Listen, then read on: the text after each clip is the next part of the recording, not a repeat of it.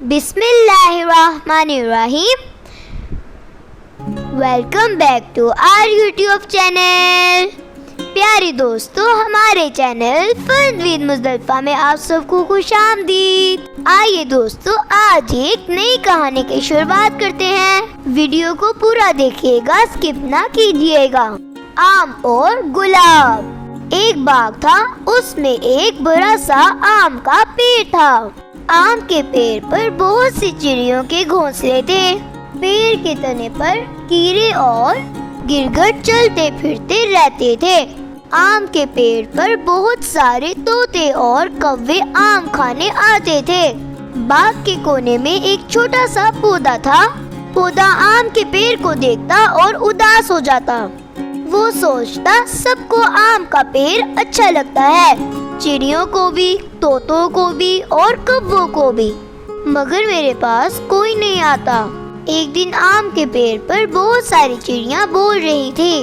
उदास पौधा सुन रहा था। अचानक पौधे को गुदगुदी हुई।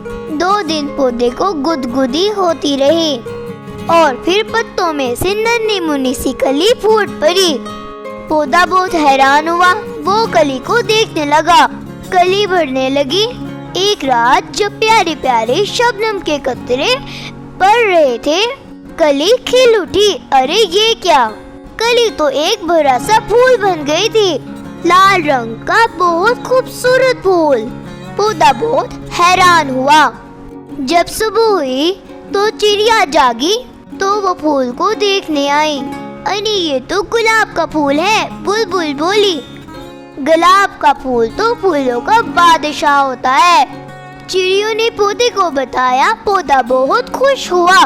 हवा चल रही थी। पौधा खुशी से झूम रहा था। पौधे के पास अब सब आने जाने लगे थे। बुलबुल बार बार आई, शहद की मक्खियाँ भी आईं और तितलियाँ भी आईं। पौधे में और भी बहुत सी कलियाँ निकल रही थी। अब पौधा उदास नहीं था।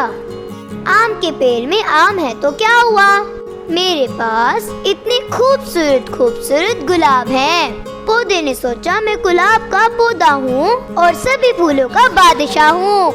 दोस्तों, दुनिया में कोई भी चीज बेकार नहीं होती। दोस्तों, कैसी लगी आपको मेरी ये आज की स्टोरी? अपना फीडबैक कमेंट में जरूर बताइएगा। वीडियो अच्छी लगी हो तो मेरे चैनल को सब्सक्राइब कर दें। Thanks for watching. Bye bye.